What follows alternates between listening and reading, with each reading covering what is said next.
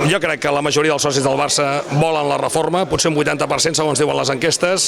Això no és el que es discutirà dissabte. Dissabte es tracta si els donem un xec en blanc o no els donem. La gente no tendrá la opción el sábado de votar una reforma a lo mejor de 400 millones. Y ya no te digo de votar un proyecto y no una simple propuesta muy poco definida. Es posible que gane el sí, no lo sé, porque la gente de buena fe pues quiere una reforma, la queremos todos. En aquesta decisió de reforma incorporem decisions que condicionen i molt el futur del model del club que volem. Per exemple, de manera clara, els title rights, el cognom a l'estadi. No entenc per què ha d'anar una cosa lligada a l'altra. Aquí hi ha hagut una ocultació importantíssima d'informació. Aquí han ocultat aquella informació que els sembla que els pot anar una mica en contra, no? Amb la intenció que tenen de fer un sí, Per tant, sí, el número final de reubicats, la pujada dels preus dels abonaments, en fi, tot aquest tipus de coses.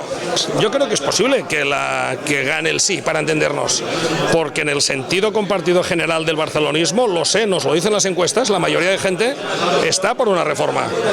Claro, no hay opción a decir luego qué reforma, ni entre qué dos proyectos elijo o tres proyectos, ¿no? Vamos a priorizar inversión en equipo o vamos a priorizarla en estadio, ¿no?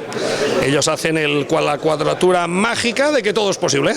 Son posibles 600 o 800 millones, son posibles 200 de inversión, pero al final, oye, las cosas suman, al final tiene que la suma siempre es la suma y evidentemente hay prioridades distintas. La nuestra quizás se acercaría más a esta. El Palau Blaugrana con seguridad debería estar ya construido.